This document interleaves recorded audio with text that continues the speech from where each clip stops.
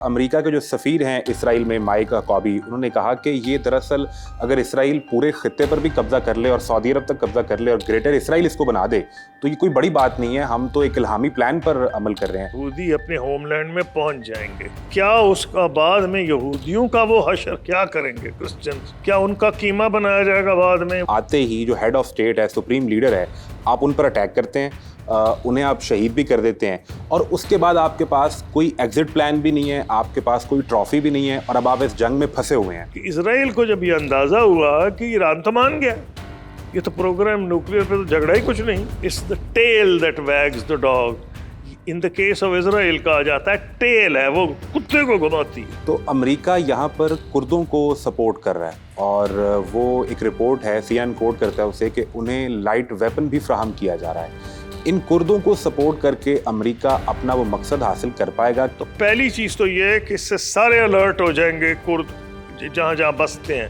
کرد ایک ملک میں نہیں ہے، شام میں ہے، ایران میں ہے، ترکی میں ہے، عراق میں انٹیلیجنس کے ان سے رابطے ہیں، اور وہ انہوں نے کنفرم کیا ہے کردوں کے لیڈر نے کہ ہم سے رابطہ کیا گیا اور ہم نے ویپنز مانگے۔ کھلبلی ادھر ترکی میں، ادھر پاکستان میں، سارے گلف ممالک میں۔ ان کی سیکیورٹی کونسل کے چیف ہیں علی لاریجانی۔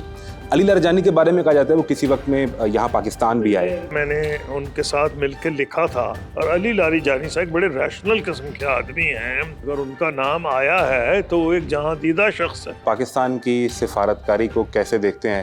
نائب وزیر اعظم اور وزیر خارجہ اسحاق ڈار یہ بتا رہے تھے کہ انہوں نے اپنے تمام کاؤنٹر پارٹ سے جو اس میں انوالو ہیں، جو ممالک، ان سے رابطے کیے ہیں۔ جب امریکہ سے تعلقات کیوں اچھے ہیں جب امریکہ اتنا ظلم کر رہا ہے؟ بھائی اگر آپ اس کے ظلم سے بچے ہوئے ہیں تو آپ اپنی تو خیر منائیں نا۔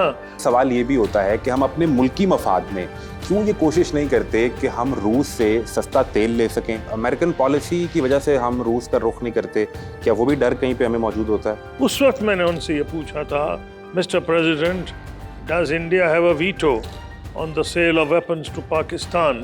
میری ڈائریکٹ نیگوشیشن سے ہو رہی، اور اس کی پرائس ہم آج بھی پے کر رہے ہیں۔ اب بیڑا غرق ہو گیا پاکستان کا، اربوں ڈالر کا نقصان ہوا۔ روس سے تیل امپورٹ کر کے دنیا کو بیچنے کی اجازت مل جاتی ہے۔ آپ سمجھتے ہیں کہ اس سارے پکچر میں بھارت ایک ڈبل گیم کھیل رہا ہے اور مسلسل کھیل رہا ہے؟ نہیں، بھارت تو ایکسپوز ہو گیا ہے، انٹرنیشنل لیول پہ بھی اب آ گئے ہیں، ایک ایسے وقت میں جب اسرائیل حملہ کر رہا ہے ایران پہ، ساری دنیا کی سٹاک مارکیٹس گر رہی ہیں، امریکہ کی بھی سٹاک مارکیٹ گر رہی ہے، ہر چیز کی قیمت، بریڈ، انڈے، تباہی کی حد تک بڑھ گئی ہیں۔ السلام علیکم، آپ دیکھ رہے ہیں دنیا پوڈ کاسٹ اور میں ہوں محمد اعظم۔ اگر آپ یہ سمجھنا چاہتے ہیں کہ پاکستان کے پاس کیا آپشنز موجود ہیں کہ اپنے عوام کو آئل کے اس بحران سے بچایا جا سکے، قیمتوں کو کنٹرول کیا جا سکے، اس خطے میں ایران کو اگر ڈی سٹیبلائز کیا جاتا ہے تو پاکستان پر کیا اثرات پڑیں گے؟ امریکہ اس خطے میں کرد فورس کو اگر سپورٹ کرے گا تو کیا ایران میں رجیم چینج ہو جائے گا؟ اور ایران کے اندر ایسا کون سا طرز حکومت ہے کہ جہاں آیت اللہ خامنائی کی شہادت کے باوجود نظام مسلسل کھڑا ہے اور چلتا جا رہا ہے؟ بھارت کی ڈبل گیم کیا ہے اور خلیج ممالک آئندہ کیا پالیسی اختیار کرنے جا رہے ہیں؟ یہ سب جاننے کے لیے ہم نے اپنے خصوصی پروگرام میں دعوت دی ہے ex foreign minister Khurshid Mahmud Kasuri sahib کو۔ اس پوڈ کاسٹ کو آخر تک ضرور دیکھیے گا۔ Happy watching. خورشید محمود قصوری صاحب، تھینک یو ویری مچ آپ کے ٹائم کے لیے۔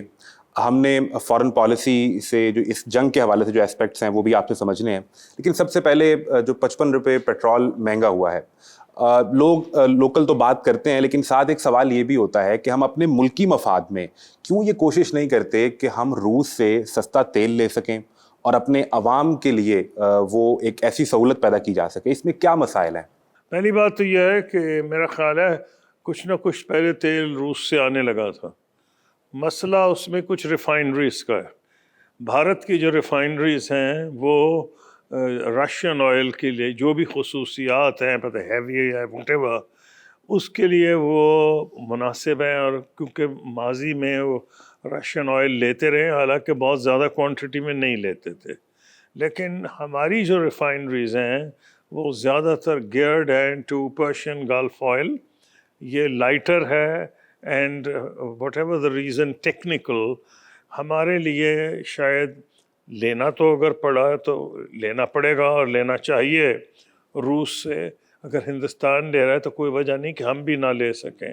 لیکن ہمارے جو مجھے اندازہ ہے مسئلہ ریفائننگ کا آئے گا, کیونکہ refining is not as easy. ان کی ریفائنریز کیونکہ انڈیا لیے جا رہا ہے, انہوں نے اس کو گیئر اپ کیا ہوا ہے فار رشین آئل. اس میں ایک سوال اور یہ بھی آتا ہے کہ امریکن پالیسی کی وجہ سے ہم روس کا رخ نہیں کرتے, کیا وہ بھی ڈر کہیں پہ ہمیں موجود ہوتا ہے؟ نہیں, ہماری رشیا سے تو تعلقات کافی بہتر ہو چکے ہیں. مجھے یاد ہے جب میں فورن منسٹر تھا تو میں ان سے ڈائریکٹ سوال پوچھا تھا یونائٹڈ نیشنز میں. ایکچولی میٹنگ تو پریزیڈنٹ مشرف کی تھی, head of state to head of state, لیکن ان کا وہاں نیو یارک کا ٹریفک ایسا ہوتا ہے جو لوگ جانتے ہیں, جنرل اسمبلی میں کئی ہیڈز آف اسٹیٹس کی موومنٹ ہو رہی ہوتی ہے, ان کا لیٹ ہو گیا تھا. تو I had to receive on behalf of president Musharraf. میں نے پریزیڈنٹ پوٹن کو ریسیو کیا تھا. اس وقت میں نے ان سے یہ پوچھا تھا, Mr president does India have a veto on the sale of weapons to Pakistan? تو انہوں نے بڑے غصے میں کہا تھا نو. تو نہ ہم ڈر رہے تھے ان سے ویپنس لینے پہ, اور نہ وہ ڈر رہے تھے ہمیں بیچنے پہ. اور تو اور ہم ان سے یہ جو ریفائنری ہے, اور اس وقت میرے وقت میں بھی یہی فورن منسٹر تھے سرجی لاوروف جو اب بھی ہیں, اور ان سے میری بہت ایڈوانس نیگوشیشنز تھیں کہ جو کراچی کی اسٹیل مل ہے وہ اس میں بہت انٹرسٹڈ تھے, اور اس میں ایک عرب پارٹنر سامنے آیا تھا اور رشین ٹیکنالوجی آنی تھی. بدنصیبی پاکستان کی کہ عین اس وقت چیف جسٹس افتخار محمد چودھری نے اس کو تباہی کر دی اس ساری ڈیل کی, جس کے آج تک ہم بھگت رہے ہیں. لیکن وہ کہانی آج کے لیے نہیں ہے. کئی دفعہ جب لوگ کرتے ہیں نا پولیٹیکل فیصلے کسی وجہ سے کسی مقام پہ ہوں, تو اس کی قیمت قوموں کو بھگتنی پڑتی ہے. اب ان سے تو نہیں لے سکتا نا, ان تو فیصلہ کر دیا. اربوں ڈالر کا پاکستان کو نقصان ہوا ہے اس میں. وہ جو رشیا کے ساتھ ہماری ڈیل ہو رہی تھی میری ڈائریکٹ نیگوشیشن سے ہو رہی تھی, اور اس کی پرائس ہم آج بھی پے کر رہے ہیں. اب بیڑا غرق ہو گیا پاکستان کا, اربوں ڈالر کا نقصان ہوا افتخار محمد چودھری صاحب کے ایک سیاسی فیصلے سے. میں اس کو سیاسی اس لیے کہہ رہا ہوں کہ تاریخ لکھے گی, بہت سے لوگ لکھ چکے ہیں, جیسے تاریخ نے اب لکھا کہ بھٹو صاحب کا جو فیصلہ تھا جی وہ ٹھیک فیصلہ نہیں تھا. فیصلہ تھا, یہ بھی ایک سیاسی فیصلہ تھا. میں آپ سے یہ سمجھنا چاہ رہا ہوں کہ ابھی یہ جو ایران امریکہ اور اسرائیل کی جنگ کے دوران کچھ انسیڈنٹس ہوئے, خاص طور پہ بھارت کے پرائم منسٹر نریندر مودی وہ اسرائیل جاتے ہیں اور وہاں نیتن یاہو سے بغل گیر ہوتے ہیں, واپس آتے ہیں اور ایک دن بعد یہ اٹیک ہو جاتا ہے, اور اس ایک دن کے دوران وہ اپنے لوگوں کو ایران سے نکلنے کے لیے ایک ٹریول ایڈوائزری جاری کر دیتے ہیں. اس کے بعد ایک ایرانی شپ بھارت میں موجود تھا جو نیول ایکسرسائزز کرنے کے لیے آیا تھا, اور جب اس پر اٹیک کرتا ہے امریکہ تو وہ مدد کے لیے پکارتے ہیں, لیکن بھارت کی نیوی ان کی ہیلپ نہیں کرتی, اور اگلے ہی دن بھارت کو 30 دن کے لیے روس سے تیل امپورٹ کر کے دنیا کو بیچنے کی اجازت مل جاتی ہے. آپ سمجھتے ہیں کہ اس ساری پکچر میں بھارت ایک ڈبل گیم کھیل رہا ہے اور مسلسل کھیل رہا ہے؟ نہیں, بھارت تو ایکسپوز ہو گیا ہے. ڈبل گیم تو وہ ہوتی ہے کہ بڑی آپ چالاکی سے کھیلیں. بدقسمتی یہ ہے, میں بدقسمتی اس لیے کہہ رہا ہوں کہ پاکستان کا وہ نیبر ہے, ہمسایہ ہے, ان کی پالیسیز کا ہم پہ اثر پڑتا ہے. یہ جو صاحب ہے انہوں نے اپنا کیریئر بنایا شروع گجرات سے لے کے جہاں مسلمانوں کا قتل عام ہوا, اور پھر ان کو ووٹ پڑتے ہیں اس بنیاد پر کہ مسلمان دشمنی, پاکستان دشمنی, اور اب تو بنگلہ دیش دشمنی. تو ان کی جو پولیٹیکل جو ریکوائرمنٹس ہیں اس نے ہندوستان کی ڈومیسٹک پالیسی کو تو متاثر کیا ہی کیا ہے. اس سے سکھ بھی ناراض ہیں, مسلمان بھی ناراض ہیں, اور کرسچنز بھی ناراض ہیں. لیکن اگر یہی پالیسی جو انہوں نے اب اپنائی ہے کہ وہ مسلمان دشمن انٹرنیشنل لیول پہ بھی اب آ گئے ہیں, ایک ایسے وقت میں جب اسرائیل حملہ کر رہا ہے ایران پہ, اور ایران کی یہ کئی سال ان کی کوشش رہی ہے پاکستان کے مخالف ایران کو یوز کرنے کی, اور پاکستان کو بائی پاس کرتے ہوئے شاہ بہار سے انہوں نے نارتھ ساؤتھ ٹرانزٹ روٹ بنایا تھا سینٹرل ایشیا کا, کیونکہ پاکستان سے ان کو راستہ مل نہیں رہا تھا. تو ان لوگ سمجھنا عام طور پہ تو یہ چاہیے کہ ان کو تکلیف ہونی چاہیے تھی بھارت کو ایران پر حملے کی، لیکن ان کی شاید مسلمان دشمنی اتنی ہے، نمبر 1۔ نمبر 2، یہ اتنے زیادہ امریکہ کے غلام بن گئے ذہنی طور پر، اور میں سارے انڈیا کو نہیں کہہ رہا، میں بہت سے ہندوستانیوں کو جانتا ہوں جو کہ اس پالیسی سے ایگری نہیں کرتے۔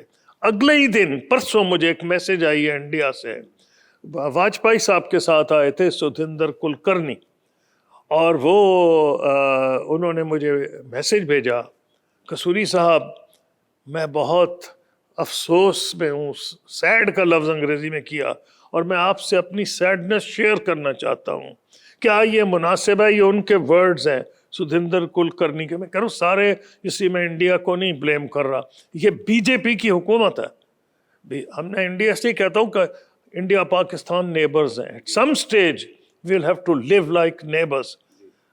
انہوں نے مجھے میسج بھیجا، کیا یہ مناسب ہے کہ ایک ہیڈ آف اسٹیٹ کو قتل کر دیا جائے اور ایک ہیڈ آف اسٹیٹ کو کڈنیپ کر لیا جائے؟ میں نے کہا نہیں کلکرنی صاحب آپ صحیح کہہ رہے ہیں، یہاں کوئی انٹرنیشنل لا آج کل رہا نہیں، انٹرنیشنل لا کے پرخ جوڑ گئے ہیں۔ یہ بدنصیبی کا دن ہے کہ جب اس طرح ہو رہا ہے اور کوئی بولتا نہیں ہے۔ یہ جو دور ہے بڑا خطرناک دور ہے، اس کی وجہ یہ ہے کہ کوئی 250-300 سال سے ایک ڈپلومسی میں، کیونکہ جو ماڈرن ڈپلومسی ہے یہ یورپین ہسٹری کا شاخسانہ ہے، کیونکہ پچھلے 300-400 سال یورپ کی جو ہے ان کا غلبہ رہا ہے۔ تو فرینچ ریولوشن آن ورڈز مرکز جو رہا ہے پولیٹیکل سائنس کا، ڈپلومسی کا، وہ یورپ رہا ہے۔ یورپ میں جو ٹریٹی آف ویسٹ فیلیا ہوئی تھی 1648، اس کے بعد ویریس یورپین ریولوشنز آئے 1832 1848، first world war, second world war, کچھ سبق سیکھے گئے تھے۔ اور جو 1648 میں تھا ایکوالٹی آف نیشن اسٹیٹس، اس میں یہ تھا کہ چاہے آپ بڑے ہیں یا چھوٹے ہیں، اس میں یہاں تک بتایا گیا تھا کہ ہیڈ آف اسٹیٹ بادشاہ کو میجسٹی کہا جائے گا، فلانے پریزیڈنٹ کو ایکسلنسی کہا جائے گا، اتنے رولز اس ڈیٹیلز میں جا کے بنائے گئے تھے۔ تو وہ جو ہیں اس سے لے کے جو سبق سیکھے فرسٹ ورلڈ اور سیکنڈ ورلڈ وار میں، وہ بھلا دیے گئے ہیں۔ یہ بھاری کاسٹ بین الاقوامی برادری پے کر رہی ہے۔ ٹرمپ صاحب تو یہ سمجھ رہے ہیں کہ وہ جو چاہیں کر لیں، لیکن ایسا دنیا میں ہوتا نہیں ہے۔ انہوں نے آج بھی کہا اس کا نقصان امریکہ کو خود ہوگا، اور عین ممکن ہے کہ جو مڈ ٹرم الیکشنز ہیں اس میں ان کو خود ہو جائے، کیونکہ میں آج بھی امریکن اوپینین اسٹڈی کر رہا تھا کہ امریکن اوپینین میں اس وار کی سپورٹ 21% ہے۔ تو اگر شاید ان کا یہ خیال ہو کہ وہ اگر اسرائیل کو سپورٹ کریں گے تو ان کا جو ڈومیسٹک بیس ہے، وہ جو کہ جس میں ایونجیلیکل کرسچنز ان کو سپورٹ کر رہے ہیں، ایکسٹریمسٹ جو ہے کرسچنز میں، وہ ان کو سپورٹ کر رہے ہیں، اپنے بیس کو اگر وہ سپورٹ کرنے کی خاطر یہ سمجھ رہے ہیں کہ وہ اسرائیل کی اگر سپورٹ کریں گے تو پھر ان کو شاید ووٹ ملے مڈ ٹرم الیکشنز میں۔ میری ذاتی رائے یہ ہے کہ یہ شاید ان کی خام خیالی ہے۔ اس کی وجہ یہ ہے کہ جو بھاری کاسٹ ہوگی اکنامک، وہ ساری دنیا کو تو پے کرنے پڑے گی، اس میں کوئی شک ہی نہیں ہے۔ آپ نے ابھی مجھے 55 روپے پاکستان کا پوچھا، ساری دنیا کی سٹاک مارکیٹس گر رہی ہیں، امریکہ کی بھی سٹاک مارکیٹ گر رہی ہے۔ تو ٹرمپ صاحب کو جلد یہ سمجھ آ جائے گی کہ جو کاسٹ ہے، امریکن جو ٹیکس پیئر ہے نا، جو سب سے بڑی ہوتی ہے بریڈ باسکٹ۔ ہر بندہ ہر ملک میں دیکھتا ہے کہ میرا کھانا کیسا ہے، اور حکومتیں کوشش کرتی ہیں کہ کچھ ہو نہ ہو اس کی روٹی دال چلتی رہے، یا اس کو سبسڈائز ہی نہ کرنا پڑے۔ امریکہ میں ہر چیز کی قیمت، بریڈ، انڈے، تباہی کی حد تک بڑھ گئی ہیں۔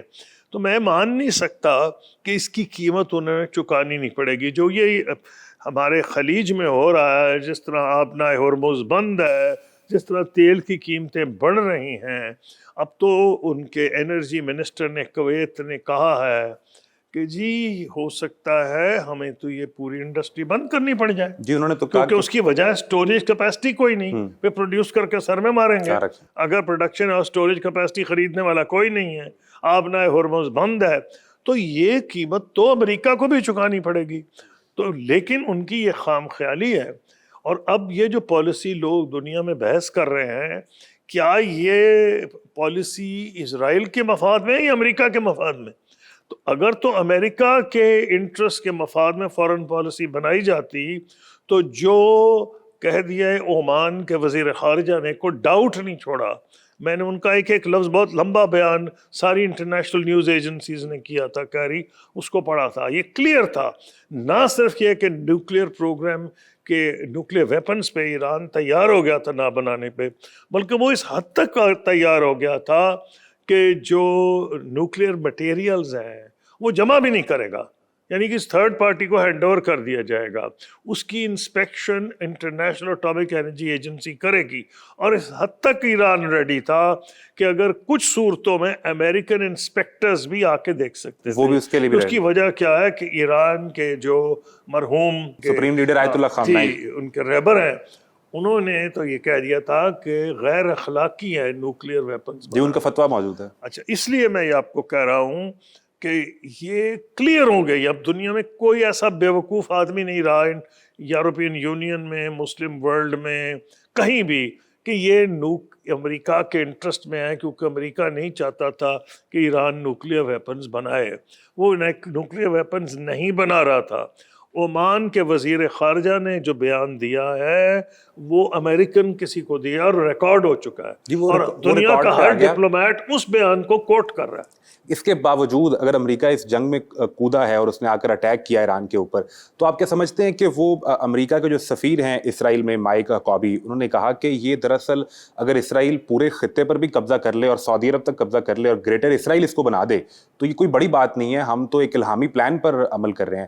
تو آپ سمجھتے ہیں کہ یہ وہ گریٹر اسرائیل کے پلان کو پش کرنے کی کوشش ہے، اس کا پہلا قدم ہے؟ پریزیڈنٹ ٹرمپ، میں نہیں سمجھتا کہ کوئی اتنے مذہبی آدمی ہیں، ان کی جو لائف سٹائل ہے اس سے یہ نظر نہیں آ رہا.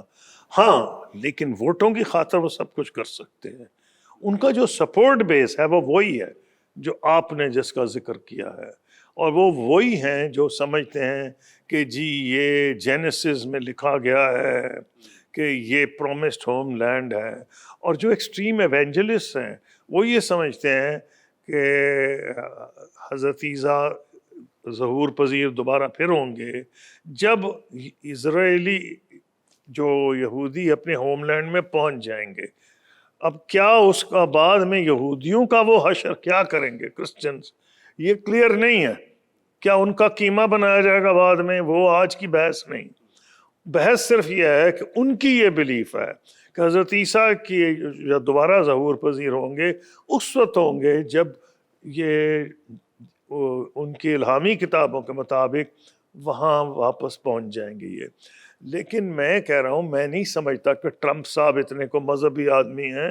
ٹرمپ صاحب ایک سیاستدان ہیں اور وہ ہر لمٹ کراس کر رہے ہیں اپنے سیاسی مفادات کو اچیو کرنے کے لیے. دفتر میں وہ دعائیں مانگ رہے ہیں. جو آپ نے حقبی صاحب کا ذکر کیا ہے، ٹرمپ صاحب اسے بلیو کریں نہ کریں، لیکن وہ یہ ضرور سمجھتے ہیں کہ ان کے کئی سپورٹر اس کو بلیو کرتے ہیں، اور وہ انہیں خوش کرنے کے لیے، اور شاید وہ یہ سمجھتے ہیں کہ اس کی وجہ سے وہ مڈ ٹرم الیکشن جیتیں گے. یہ تو آنے والا وقت بتائے گا.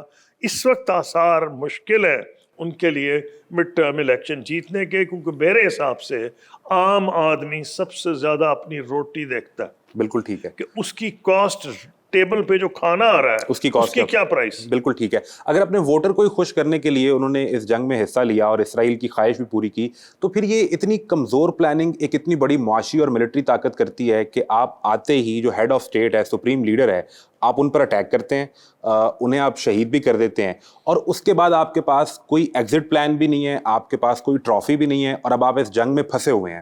تو آپ سمجھتے ہیں کہ امریکہ اب یہاں پھنسا ہوا ہے؟ یہ اس بات کی تصدیق کر رہا ہے جو میں نے آپ کو پہلے کہا تھا کہ کیا یہ جنگ امریکہ کے مفاد میں لڑی جا رہی ہے یا اسرائیل کے مفاد میں.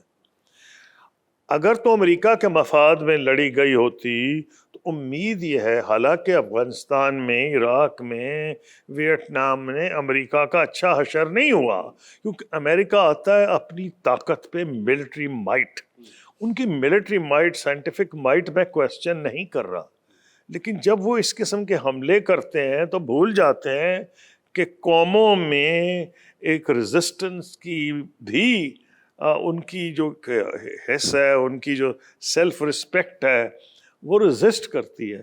اور وہ جب وہاں آتے ہیں بوٹس آن گراؤنڈ، تو انہوں نے بوٹس آن گراؤنڈ بھیج کے بھی دیکھ لیا جی، ایران میں افغانستان میں اور عراق میں ان کا برا حشر ہوا. اس لیے عموماً یہی آج کل خیال کیا جاتا ہے کہ یہ بوٹس آن گراؤنڈ یعنی کہ اپنے فوجی نہیں بھیجیں گے ایران، حالانکہ اشارے کیے جا رہے ہیں اس قسم کے جی کیا کچھ نتھنگ از رولڈ آؤٹ، یعنی یہ بھی ہو سکتا ہے. میں نہیں سمجھتا کہ جتنی بھی مرضی بلنڈر ہوئے ہوں، نہ امریکنز اس وقت یہ سمجھتے ہیں، امریکن پبلک اوپینین میں میرا خیال ہے 5% لوگ بھی یہ نہیں سمجھتے، بھائی شاید 2% بھی نہیں سمجھتے کہ ان کے فوجی وہاں لینڈ کریں گے. کیونکہ جس دن فوجی لینڈ کیے موگادیشو سے صومالیہ 8 کفن گئے تھے، ان کو کہتے ہیں باڈی بیگز. 8 کفن گئے تھے تو پریزیڈنٹ کلنٹن نے پالیسی بدل دی تھی. وہ بھولے، وہاں تو بہت باڈی بیگز گئے تھے نا ویتنام میں تو 9 تو آلریڈی جا چکے ہیں. جی، اس وقت تک جا چکے. جی ہاں. تو اس لیے اگر یہی معاملہ رہا تو ایک وہ ایڈیشنل پریشر پڑے گا پریزیڈنٹ ٹرمپ پہ. تو آپ نے جو پوچھا، میں تو بڑھ کے کہہ رہا ہوں کہ پلاننگ کچھ بھی نہیں تھی، کیونکہ روز ان کا بیان دیکھیں، ایک دن کہہ رہے نیوکلیئر، ایک دن وہ کہہ رہے مبارک ہو سب کچھ فیصلے ہو گئے اور اب ہمارا اگریمنٹ ہو جائے گا ایران سے. ایران کے جو وزیر ہیں وہ خود اس کی تصدیق کر رہے ہیں جو پریزیڈنٹ ٹرمپ کا بیان ہے. اور پھر جو آپ کے سامنے دیکھیے وہ ہوا ہی ہے کہ اسرائیل کو جب یہ اندازہ ہوا کہ ایران تو مان گیا، یہ تو پروگرام نیوکلیئر پہ تو جھگڑا ہی کچھ نہیں، اس کو جب یہ اندازہ ہوا تو اس نے وہ کیا جو اس نے پچھلی دفعہ کیا تھا. پچھلی دفعہ بھی اسرائیل نے حملہ ہم کیا اٹیک کر رہے ہیں، آپ آ اور رہے ہیں نہیں. بعد میں امریکہ کمپیل ہو گیا. کمپیل ہونا نہیں چاہیے، لیکن کیونکہ پریزیڈنٹ ٹرمپ یہ سمجھتے تھے کہ اسرائیل کی سپورٹ میں جب میں جاؤں گا تو میرا جو بیس ہے ایونجیلیکل کرسچنز کا بہت خوش ہوگا. اب وہ پیچھے نہیں رہنا چاہتے تھے کہ اسرائیل نے تو وہ کمال کرم دکھایا تو میں کیسے پیچھے رہ جاؤں. ان ادر ورڈز، انگریزی کا ایک ایکسپریشن ہے، it's the tail that wags the dog. عموماً کتا کی جو دم ہے وہ دم اس کے پیچھے چلتی ہے. انگریزی کا ایکسپریشن ہے it's the tail that wags the dog. in the case of Israel کہا جاتا ہے ٹیل ہے، وہ کتے کو گھماتی ہے، ٹیل جو اس کے ہاتھ میں ہے اور وہ کتے کو گھما دیتی ہے، یہ امریکہ کے بارے میں کہا جاتا ہے. تو ٹیل دیٹ ویگز دا ڈاگ، آج کل امریکہ میں بہت سے مبصر یہ کہہ رہے ہیں کہ یہ جنگ اسرائیل کے حق میں لڑی جا رہی ہے، امریکہ کے حق میں نہیں لڑی جا رہی. اس لیے مجھے یہ نظر نہیں آ رہا کہ امریکہ کے پوائنٹ آف ویو سے اس سے کوئی اچھا نتیجہ نکلے گا. اگر بوٹس آن گراؤنڈ نہیں آتے، جس طرح آپ کہہ بھی رہے ہیں، تو امریکہ یہاں پر کردوں کو سپورٹ کر رہا ہے، اور وہ ایک رپورٹ ہے، سی این کوٹ کرتا ہے اسے، کہ انہیں لائٹ ویپن بھی فراہم کیا جا رہا ہے. ان کردوں کو سپورٹ کر کے امریکہ اپنا وہ مقصد حاصل کر پائے گا کہ وہ رجیم چینج کروا پائے؟ یعنی یہ ایران ورسز کردستان ہو چلے جائے گا؟ مان جائے کہ سارے ہی کرد علیحدہ ہونا، مان جائے for the seek of argument, میں تو نہیں مانتا. ان کی آبادی 8 to 10% ہے. ایک ایسے موقع پہ جب قوم آرگنائز ہوئی ہے، امریکہ کو ویپنز ان کو دے بھی دے، تو پہلی چیز تو یہ ہے کہ اس سے سارے الرٹ ہو جائیں گے کرد جہاں جہاں بستے ہیں. کرد ایک ملک میں نہیں ہے، جی شام میں ہے، جی جی ایران میں ہے، ترکی میں ہے، عراق میں ہے. تو میں تو نہیں سمجھتا ٹرکی جو ان کا ایلائی رہا ہے ابھی تک اس پالیسی پہ قطعاً خوش ہوگا، بالکل نہیں خوش ہوگا. اور کچھ نہ کچھ ریفیوجیز ٹرکی بھی جائیں گے. میں کردوں کی نہیں بات کر رہا، کیونکہ وہاں ٹرکش سپیکنگ آبادی بھی ہے ایران میں. ترکمان، وہ لوگ کچھ گئے تو نہیں ابھی، کچھ تھوڑے بہت اکا دکا لوگ جا رہے ہیں. تو کوئی ملک اس سے خوش نہیں ہے. تو یہ کردستان کے اگر لوگوں کو کیونکہ اپنے فوجی نہیں بھیجنا چاہتے تو ان کا خیال ہے کردوں کو ہم آرگنائز کریں. مجھے نظر کامیاب ہوتے نہیں آ رہے. ہاں ہو سکتا ہے کچھ لوگ لڑنے کو تیار ہو جائیں. یہ میں تو نہیں، میں کوئی جوتشی تو نہیں ہوں. امریکن انٹیلیجنس کے ان سے رابطے ہیں اور وہ انہوں نے کنفرم کیا ہے کردوں کے لیڈر نے کہ ہم سے رابطہ کیا گیا اور ہم نے ویپنز مانگے ہیں. لیکن میں نہیں سمجھتا کہ وہ کوئی بنیادی جوہری تبدیلی لے کے آئیں گے. یعنی وہ رجیم چینج نہیں کروا پائیں گے؟ میرا نہیں خیال ہے. اچھا، اگر ہم ہسٹری کا تھوڑا سبق دیکھ لیں کہ افغانستان کی اس جنگ میں امریکہ مختلف اوقات میں مختلف گروپس کو سامنے آ کر بھی اور چھپ کر بھی سپورٹ کرتا رہا ہے، لیکن وہ ہمیشہ ہی بیک فائر کیا ہے اور اس خطے میں وہ پرائس آج بھی ہم پے کر رہے ہیں. سو اگر کردوں کو کسی جگہ وہ سپورٹ کرتا ہے تو پھر اس خطے میں آپ نے نام لیا وہ پرائس ترکیہ بھی پے کر رہا ہوگا، سیریا بھی، عراق بھی، ایران بھی، اور کہیں ہمیں بھی کوئی خوف ہونا چاہیے یا نہیں؟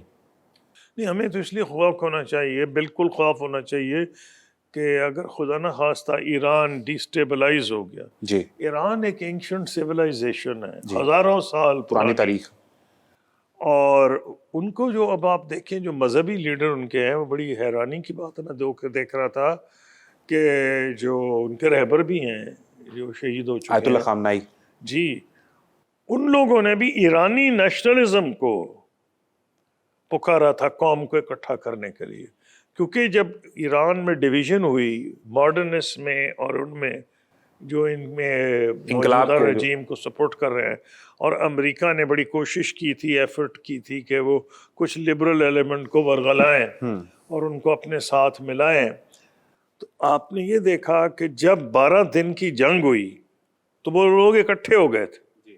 اور میرا نہیں خیال ہے کہ جو آج 7واں 8واں دن تو ہو چکا ہے، جی 8واں دن ہے. جی ہاں، تو مجھے نہیں نظر آیا کوئی اس قسم کی ریزسٹنس ایران میں ان لوگوں کی.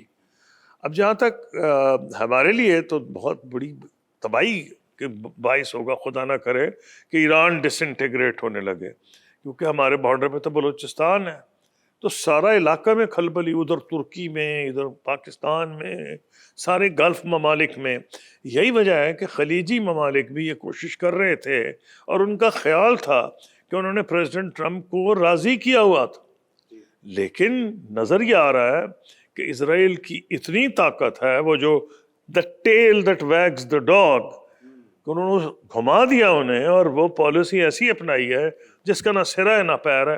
آج تک امریکن تھنکرز میں بہت سو کو فالو کر رہا ہوں، ہاں، جو خلاف ہیں رجیم کے، جو آیت اللہ اس کی رجیم، ایرانی رجیم کے خلاف تھے، وہ خوش تو ہیں کہ ان پہ حملہ ہوا، لیکن وہ اس بات پہ ناخوش ہیں کہ اس کا پلان ہی کچھ نہیں. ان کو یہ ڈر ہے کہ فیل کیا کرے گی. تو وہ لوگ بھی خوش نہیں جو ایرانیوں سے خوش نہیں تھے. تو یہ تو کوئی عجیب و غریب قسم کی ہے جس کی واقعتاً کوئی سوچ بچار اس کے پیچھے ہے نہیں. مجھے تھوڑا سا آپ سے یہ جاننا ہے کہ ایران کے اندر جو سسٹم ہے گورنمنٹ کا، یا یہ ایک پیرلل نظام چلتا ہے کہ سپریم لیڈر جس سے لوگ مذہبی طور پہ بھی کنیکٹ کرتے ہیں اور وہ ان کے روحانی پیشوا بھی ہیں، وہ انہیں شہید بھی کر دیا جاتا ہے، نظام پھر بھی چل رہا ہے، اٹیک پھر بھی ہو رہا ہے، گورنمنٹ بھی نہیں گرتی، ابھی نئے آیت اللہ آئے بھی نہیں ہیں، اور پھر ایک سائڈ بائی سائڈ 2 آرمیز چلتی ہیں، ایک پاسداران انقلاب ہے، ایک ارتش آرمی ساتھ ساتھ چل رہی ہوتی ہے. ایران کا سسٹم کیا بہت کمپلیکس ہے، اسے سمجھا نہیں جا سکتا، وہ کس طرح چلتا نہیں، ہے؟ دیکھیے وہ یوں ہے کہ اس کو آپ صدام حسین کے سسٹم سے نہیں ملا سکتے، قذافی کے سسٹم سے نہیں ملا سکتے.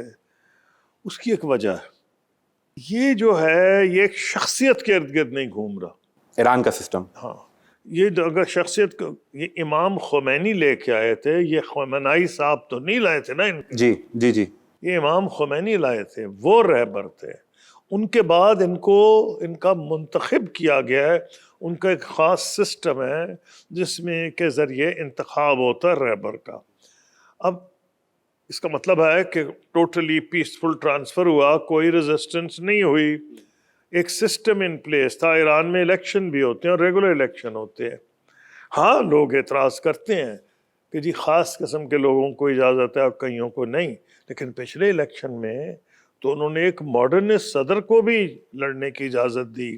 جو موجودہ صدر ہیں پشکیان، ڈاکٹر ہیں جی جی. پروفیشن کے حساب سے، ان کے خیال میں تھا کہ جو ملا حضرات ہیں ان کو لڑنے کی اجازت نہیں دیں گے جو کمیٹی اجازت دیتی ہے، لیکن انہوں نے دیکھا کہ بڑی ریزسٹنس ہوئی تھی اس سے پہلے وہ خاتون کے معاملے پہ جو حجاب کا تھا، تو انہوں نے اتنی میں سمجھتا ہوں سٹلٹی دکھائی کہ انہوں نے اجازت دی ایک ماڈرنسٹ کو الیکشن لڑنے کی۔ تو میرے خیال میں ایرانی قوم میں جس کا ان کو امید تھی کہ دراڑیں پڑیں گی، مجھے پڑتی نظر نہیں آ رہی، اور مجھے تو یہ نظر آ رہا ہے کہ جس پلان کے پیچھے کچھ بھی سوچنا ہو، ہاں طاقت تو بہت ہے، اس کا کیا نتیجہ ہے کہ بہت بدقسمتی سے اموات ہوں گی، شہادتیں ہوں گی، اگر امریکہ باز نہیں آتا جلدی، یہ تو ماننا پڑے گا۔ لیکن جتنا لمبا چلے گا یہ سارا خطہ ڈیسٹیبلائز ہوگا، اور جتنے امریکہ کے ایلائز ہیں جی سب سے زیادہ نقصان ان کو ہوگا۔ جی وہ تو شکایت کر رہے ہیں، کینیڈین پرائم منسٹر نے کہا جی ہم ان کے ایلائی ہیں، ہم سے ڈسکس بھی نہیں کیا گیا کہ ہم یہ اٹیک کرنا جا رہے ہیں۔ اسپین کے پرائم منسٹر جو ہیں وہ کھل کر سامنے آئے کہ ہم اس میں بالکل امریکہ کے ساتھ نہیں ہیں۔ فرینچ پریزیڈنٹ اسرائیل کو دھمکی دے رہے ہیں کہ لبنان پر حملے کرنے بند کرو ورنہ پھر ہمیں اس جنگ میں اترنا پڑے گا لبنان کی حفاظت کے لیے۔ یہ ساری صورتحال تو ہے، لیکن ایران کے اندر دو نام سامنے آئے آیت اللہ خامنائی کے بعد، ایک ان کے بیٹے ہیں مجتبیٰ خامنائی، اور ایک ان کی سیکیورٹی کونسل کے چیف ہیں علی لاریجانی۔ علی لاریجانی کے بارے میں کہا جاتا ہے وہ کسی وقت میں یہاں پاکستان بھی آئے۔ میں ان کو جانتا ہوں اچھی طرح سے، علی لاریجانی کو میری ان سے ڈیلنگ ہوئی ہے۔ کیسے آدمی ہیں میں وہ؟ جب فارن منسٹر تھا تو کئی گھنٹے میرے دفتر میں میرے ساتھ بیٹھے رہے تھے، ہم نے مل کے ایک پلان بنایا تھا، کیونکہ ہمارے تعلقات امریکہ سے اچھے تھے اور ایران سے بھی بہت اچھے تھے۔ تو وہ آئے تھے اور مجھ سے بات کر رہے تھے کہ یہ آئیں آپ پریزیڈنٹ بش سے بات کریں، ایک ہم پروگرام بناتے ہیں، اور باقاعدہ میں نے ان کے ساتھ مل کے لکھا تھا، اور انہوں نے مجھے کہا تھا کہ یہ آپ پریزیڈنٹ بش تک پہنچا دیں۔ وہ بھی ایرانین نیوکلیئر پروگرام پہ تھا۔ تو وہ جو ہے میں واشنگٹن گیا، میں نے کانڈولیزا رائس کو دیا جو میری ہم منصب تھیں، اور ان کو میں نے دیا کہ ایرانی اس پہ تیار ہیں۔ تو اس وقت یہ تھا کانڈولیزا رائس مجھے میسیجز دیتی تھی ایران کے لیے، اور ایرانین ہمیں مجھے نہیں گزاتی نہیں، میں فورن منسٹر پاکستان کے کا فورن تھا، منسٹر کو یعنی پاکستان کو میسیج دیتی تھی میرے ذریعے کہ جی آپ ایرانیوں کو یہ کیا، اور ایرانی ہم پہ اعتبار کرتے تھے۔ تو مجھے تو پتہ ہے کہ ایران نیوکلیئر پروگرام کے سلسلے میں آنیسٹ تھا، وہی تیار تھا کہ نیوکلیئر ویپنز نہ بنائیں۔ وہ اس وقت بش انتظامیہ نے زیادہ انٹرسٹ نہیں دکھایا۔ آپ نے اس ڈرافٹ میں کیا لکھ کے دیا جو آپ نے؟ میں نے ان کو یہی دیا تھا جو بھی ہم نے جوائنٹلی بنایا تھا کہ آپ کو تمام قسم کے سیف گارڈز ہوں گے، IAEA کے سیف گارڈز ہوں گے، انسپیکشن ہوگی، ایک خاص پرسنٹیج سے اوپر ایران نہیں جائے گا، جو ریکوائرمنٹس ہے میڈیکل یہ وہ سائنٹیفک ریسرچ کے۔ ایران تو اس میرا وقت بھی اس پہ کہنا ایگری صرف تھا۔ آپ کو یہ ہے کہ میں تو اس سے جانتا ہوں کہ ایران کی جو پالیسی ہے، اور علی لاریجانی صاحب بڑے ریشنل قسم کے آدمی ہیں، وہ بالکل بات بھی ایسے کرتے ہیں جیسے کہ ماڈرن آدمی بات کرتا ہے۔ تو میرا کہنا یہ ہے کہ اگر ان کا نام آیا ہے تو وہ ایک جہاں دیدہ شخص ہے۔ ان کی اب اس صورتحال میں ان کی پالیسی ایک ہارڈ لڑائی کی پالیسی ہوگی، یعنی وہ امریکہ کے خلاف بھرپور جتنے جنگ لڑیں گے؟ ایرانی نیشنلسٹ ہیں جی، اس کو بھول جائیں نا، اگر وہ نہ بھی کلارجی یا مذہبی طبقے سے ان کا تعلق ہو، وہ اسپیکر رہ چکے ہیں جی اور وہ پریزیڈنٹ کا الیکشن بھی جی لڑے بالکل تھے، تو بہت اہم شخصیت ہیں، جہاں دیدہ ہیں، تجربہ کار ہیں۔ اب کیا پریزیڈنٹ ٹرمپ کی پالیسی ہے کہ اسرائیل جس کو آئے گا اس کو قتل کر دے؟ تو پھر میں تو اس کا کچھ آپ کو جواب نہیں دے سکتا۔ ایک بدنصیبی ہوگی، جنگ اتنی ہی لمبی ہوتی جائے گی، کیونکہ انہوں نے جو آپ نے مجھ سے سوال پوچھا تھا، یہ سسٹم ایک بندے کے ارد گرد نہیں گھوم رہا، یہ ڈی سینٹرلائز کر دیا گیا ہے ریزسٹنس کے لیے۔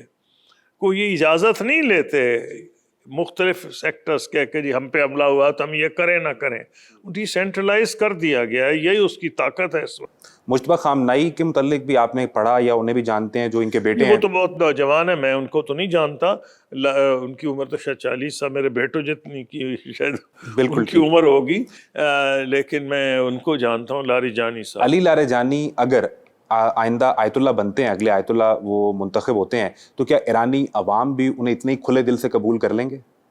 نہیں, میرا تو خیال ہے کہ جو ایران کا سسٹم ان پلیس ہے وہ سوائے ان کے جو سسٹم کو ہی نہیں ایکسیپٹ کرتے, جن کا میں نے آپ کو ذکر پہلے کیا, لیکن لگتا ہے کہ وہ بھی اس چیز سے تو خوش نہیں ہوں گے کہ امریکہ میں جو ایران میں تبدیلی ہے وہ ایران یا اسرائیل کے ذریعہ ہے, کیونکہ وہ خود ان کے اوپر کوسچن مارک اٹھ جائیں گے. یعنی کہ دیکھیں نا کہ اگر تبدیلی ان کے ذریعے آئے گی تو ایک بات تو کلیئر ہے, پھر ایران تو بہت بڑا ملک ہے, پاکستان سے بہت بڑا ملک ہے, آبادی کم ہے, لینڈ ایریا تو بہت بڑا ہے, تو کس طرح اس ملک کو کنٹرول کیا جائے گا اگر ایسی حکومت آ بھی جاتی ہے؟ Let's say for the sake of argument جو امریکہ زبردستی بٹھا بھی نہیں سکتا جب تک ٹروپس نہ لائے, اور میں نہیں سمجھتا ٹروپس لائے گا, لیکن بفرض محال تو کیا اس کی حکومت ہی کچھ نہیں ہوگی, ہر جگہ سے چیلنج ہو رہی ہوگی, اتنی ہاں تو کیوس بڑا ہو جائے گا جو کسی ملک کے لیے, ایران کے لیے تو خیر بالکل اچھا نہیں, پاکستان کے لیے اچھا نہیں, ترکی کے لیے اچھا نہیں, خلیج کے ممالک کے لیے اچھا نہیں. آپ نے خلیج کا ذکر کر دیا ہے, میں دیکھ رہا تھا کہ خلیجی ممالک اب اس حد تک پہنچ چکے ہیں کہ وہ امریکہ سے یہ کہیں کہ آپ کا جو بغل بچہ ہے وہ صرف اسرائیل ہے اور آپ صرف اسے پروٹیکٹ کر رہے ہیں, اور یہاں جہاں امریکی بیسز ہیں آپ کی, یہاں آپ نے میزائل اور ڈرون حملوں کے لیے ہمیں بے آسرا چھوڑ دیا ہے. آپ کو لگتا ہے کہ خلیج اب اپنی اس پالیسی کو دوبارہ ری تھنک کرے گا اور انہیں یہ سوچنا پڑے گا کہ یہ دھوکہ ہوا ہے؟ دیکھیے, ہر جنگ کے بعد کچھ نہ کچھ اثر ہوتا ہے, یہ تو اس میں کوئی ڈاؤٹ ہی نہیں ہے. ابھی تو نہ ہی کوئی نہیں بولے گا, لیکن ریفلیکشن تو ہوگا, دیکھ لیں گے کہ بھائی اب سب سے بڑا خطرہ ایران سے ہے یا اسرائیل سے ہے. شروع میں خلیجی ممالک کو ڈر ایران کا تھا, ایرانی اسلامی انقلاب کے بعد وہ سمجھتے تھے یہ شیعہ ریولوشن ہے اور یہ مونارکیز کے خلاف ہے.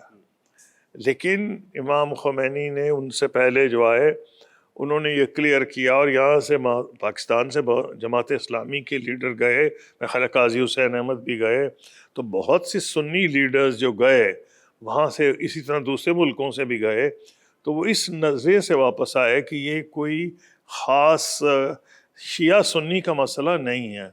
ٹھیک ہے, ان کا مسلک شیعہ مسلک ہے, لیکن وہ اسلام کی سوچتے ہیں. یہ جو نہیں تو پاکستان کے جتنی لیڈرز ہیں, میرا خیال ہے JUI کے لیڈرز بھی گئے, جماعت اسلامی کے لیڈرز بھی گئے, اسی طرح دنیا میں دوسرے ممالک کے لیڈرز بھی ایران جو جاتے تھے, تو اس میں جو اسلامی دنیا ہے, چاہے حکومتیں کچھ بھی سوچ رہی ہوں, پبلک لیول پہ سمپتھیز ایرانیوں کے ساتھ. ایک ہی آپ نے دیکھا, میں یہ دیکھ رہا تھا کہ خلیج شاید اب یہ فیصلہ کرنے جا رہی ہیں, گلف کنٹریز, کہ فوری طور پر امریکہ کے ساتھ $2 ٹریلین کے کچھ ہمارے ایگریمنٹس ہیں انہیں روکا جائے یا پل بیک کیا جائے, اور شاید وہ یہی پیسہ اب اپنی سیکیورٹی پر خود خرچ کرنے کا فیصلہ کریں گے. سو اس جنگ کے نتیجے میں آپ نے پہلے ایک عام آدمی کی بریڈ باسکٹ کی پرائز کی بات کر دی ہے, تو امریکن اکانومی کی بھی جڑیں ہل جائیں گی اور انہیں اندازہ ہو جائے گا کہ ہم نے جو پرائی جنگ لڑی ہے. پہلی بات یہ ہے کہ انہوں نے فیصلہ نہیں کیا, لیکن یہ اسپیکولیٹ اور رائٹلی اسپیکولیٹ کیا جا رہا ہے کہ اگر یہ جنگ لمبی چلی تو ان کی تو انکم ہی بند ہو جائے گی. تو یہ تو بجا طور پہ امریکہ کو کہیں گے او بھائی ہم کدھر سے آپ کے ملک میں جا کے انویسٹ کریں. $1.5 ٹریلین کے وعدے لے کے گئے تھے پریزیڈنٹ ٹرمپ جب آئے ہیں, اور بھی آپ کے انویسٹمنٹ تو تب کوئی کرے گا اگر اس کی اپنی انکم ہوگی. اگر اس کی اپنی انکم ہی رک گئی, جیسے قطر کے وزیر نے کہا ہے, انہوں نے یہ کہا کہ پوری دنیا کی اکانومی سے ڈوب جائے گی, ساری دنیا کی اکانومیز جو ہے اس کو تباہ ہوں گی. تو اس لیے یہ کوئی تھریٹن نہیں ہے, یہ تو فیکٹ آف لائف ہے. وہ بھی میرے گھر میں اگر اللہ تعالیٰ نے دیا ہے بڑا, میں تو پھر ہی آگے زکوٰۃ بھی دیتا ہوں, شیئر بھی کرتا ہوں. میں یہ نہیں کہہ رہا کہ وہ زکوٰۃ دے رہے ہیں امریکہ کو, لیکن میں آپ کو یہ کہنے کی کوشش کر رہا ہوں کہ بھئی اپنے گھر میں کچھ ہوگا تو ان کو دیں گے نا. تو جو انہوں نے وعدے کیے ہیں انویسٹمنٹ کے, وہ تو بالکل ہی نہیں پورے ہوں گے. ہاں, اس سے آگے بھی خطرہ ہے. ان کے بہت وہاں ریزروز ہیں, ان کے بانڈز میں انویسٹمنٹس ہیں, ان کی بڑی بڑی جو کمپنیز ہیں سائنس کی, گوگل شوگل, اس میں حصے ہیں. اگر زیادہ لمبی جنگ ہوئی ہو تو میں شیئرز بھی بیچنے پہ پھر تیار ہو جائیں گے. تو امریکہ بچے گا تو نہیں، اس کی اکنامک جو کانسیکوینسز ہیں وہ ساری دنیا کو لپیٹیں گے۔ بالکل ٹھیک ہے، مجھے یہ بتائیں کہ اس میں آپ پاکستان کی سفارتکاری کو کیسے دیکھتے ہیں؟ نائب وزیر اعظم اور وزیر خارجہ اسحاق ڈار یہ بتا رہے تھے کہ انہوں نے اپنے تمام کاؤنٹر پارٹ سے جو اس میں انوالو ہیں، جو ممالک، ان سے رابطے کیے ہیں، اور پاکستان براہ راست تو ایران ہے ساتھ، تو پاکستان کی اب تک کی سفارتکاری کیسی ہے؟ قومی مفاد میں کسی پارٹی بازی کا کوئی لحاظ نہیں کرتا، نہ میرا کوئی واسطہ ہے، میرا کوئی پی ایم ایل این سے تعلق نہیں ہے، لیکن میں ہمیشہ پاکستان کے لیے سوچتا ہوں، اور یہ بالکل ٹھیک ہے پاکستان نے جو اس وقت کیا ہے وہ مناسب کیا ہے۔ اور جو فارن منسٹر نے ابھی آپ نے کہا، انہوں نے کہا ہے کہ انہوں نے سعودی عرب سے اور ایران سے بات کی کہ حملے نہ کیے جائیں ایران پہ، اور کچھ ایشورنسز ہوئیں، اور بقول پاکستان وزیر خارجہ اسحاق ڈار صاحب کا میں نے بیان سنا تھا کہ اسی وجہ سے شاید اٹیکس کم ہو رہے ہیں سعودی عرب پہ ایران کی طرف سے۔ تو میں تو سمجھتا ہوں پاکستان کا ایک ہی رول ہے کہ وہ مسلمان ممالک میں یکجہتی پیدا کرے۔ ہمارا اپنا تحفظ اس میں ہے، ہمارا سعودی عربیہ سے ڈیفنس الائنس ہو چکا ہے، تو فیلڈ مارشل بھی گئے ہیں سعودی ڈیفنس منسٹر سے ملنے کے لیے؟ بالکل گئے ہیں۔ تو میں یہ سمجھتا ہوں کہ کوئی بندہ اگر نیشنل لیول پہ ہاں اگر اعتراض برائے اعتراض کرنا ہے، پھر تو پاکستان میں ایک کامن چیز ہے کہ بجٹ اچھا ہو برا ہو، گورنمنٹ کہتی ہے کمال ہے، اپوزیشن کہتی ہے بیڑا غرق ہے، فورن پالیسی اچھی ہو گورنمنٹ یا بری ہو، گورنمنٹ نے تو کہنا اچھی ہو، اپوزیشن کہہ رہی ہے تباہی ہے۔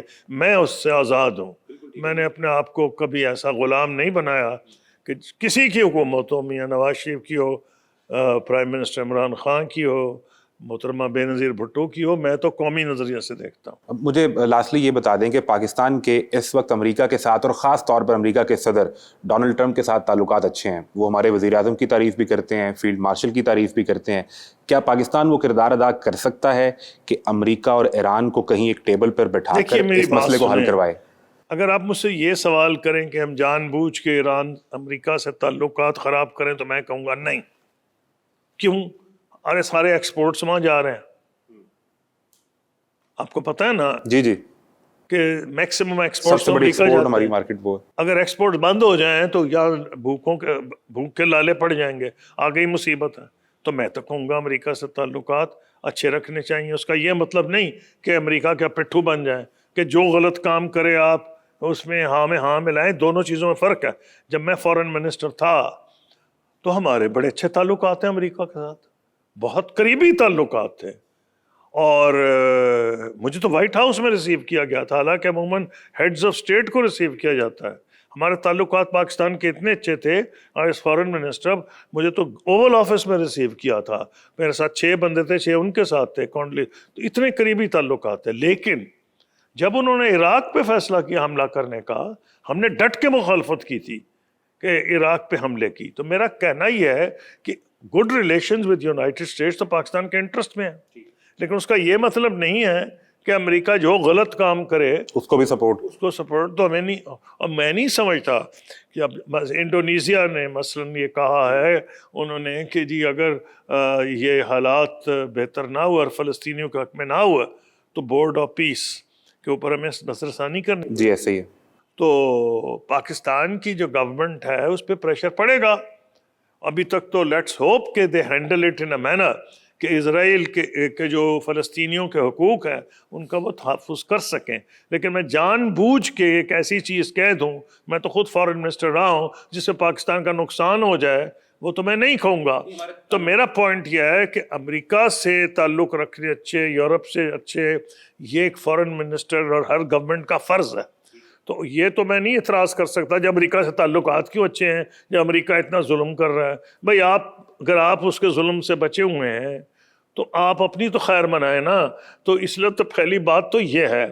ہاں لیکن مجھے نہیں نظر آ رہا کہ جس طرح یہ معاملات جا رہے ہیں اور یہ جنگ لمبی ہوئی تو بورڈ آف پیس کچھ بھی کر سکے گا، پھر پاکستان کو بھی کمپیل ہو جائے گا، اس کا پبلک اوپینین کمپیل کرے گا۔ لیکن یہ میں نہیں کہہ رہا کہ جان بوجھ کے اب آپ ٹرمپ کے اوپر حملے کرنے شروع کر دیں، کیونکہ آپ کی یہ طاقت نہیں ہے کہ آپ کھڑے ہو کے، یورپین یونین بھی ہمت نہیں کر رہی۔ ابھی تک صرف اسپین کے وزیر اعظم نے کہا ہے جناب ہم بالکل اس پالیسی کو سپورٹ نہیں کرتے. تو میرا کہنا اس میں یہ ہے کہ ڈپلومسی میں آپ کو دروازے اوپن رکھنے پڑتے ہیں. میں تو کہتا ہوں کہ ہندوستان اور افغانستان سے بھی تعلقات کی بہتری کی کوشش کرنی چاہیے, جن سے ہمارے حالات اتنے خراب ہیں آج. تو میں یہ کیسے کہہ سکتا ہوں کہ سپر پاور جو ہے آپ جان بوجھ کے اس سے تعلقات خراب کریں, تو میں وہ نہیں کہہ رہا. لیکن مجھے نظر آ رہا ہے کہ جو انڈونیزیا پہ پریشر آیا ہے وہ یہاں بھی پریشر آئے گا اگر یہ جنگ لمبی چلی. ہم بیچ بچاؤ تو کروا سکتے ہیں یا وہ بھی نہیں؟ نہیں وہ کچھ کر رہے ہوں گے, میرا خیال ہے کر رہے ہوں گے, کر رہے اتنا تو کر ہی رہے ہوں گے نا بیچ بچاؤ. مثلا ایران کے سلسلے میں تو انہوں نے نہیں سنی, کیونکہ جیسے میں نے آپ کو کہا کہ پاکستان نے تو پوری کوشش کی ہوگی. میں فارن آفس کو 5 سال میں نے ہیڈ کیا ہے, تو مجھے پتا ہے فارن آفس کی کیا ایڈوائس ہوگی. مجھے یہ بھی پتا ہے پاکستان کی حکومت کوئی بھی ہو, سول ہو ملٹری ہو, یا چاہے عمران خان کی ہو, نواز شریف کی ہو, بے نظیر کسی کی بھی ہو, وہ on the issue of Palestine committed ہیں. اس میں کوئی دو رائے نہیں کہ بندہ فلاں ٹھیک نہیں ہو فلاں ٹھیک ہے. اس لیے انہوں نے کوشش تو کی ہوگی. کیا کوشش برابر ہوئی؟ لگتا ہے کہ ایران کے حملے کے سلسلے میں نہیں ہوئی.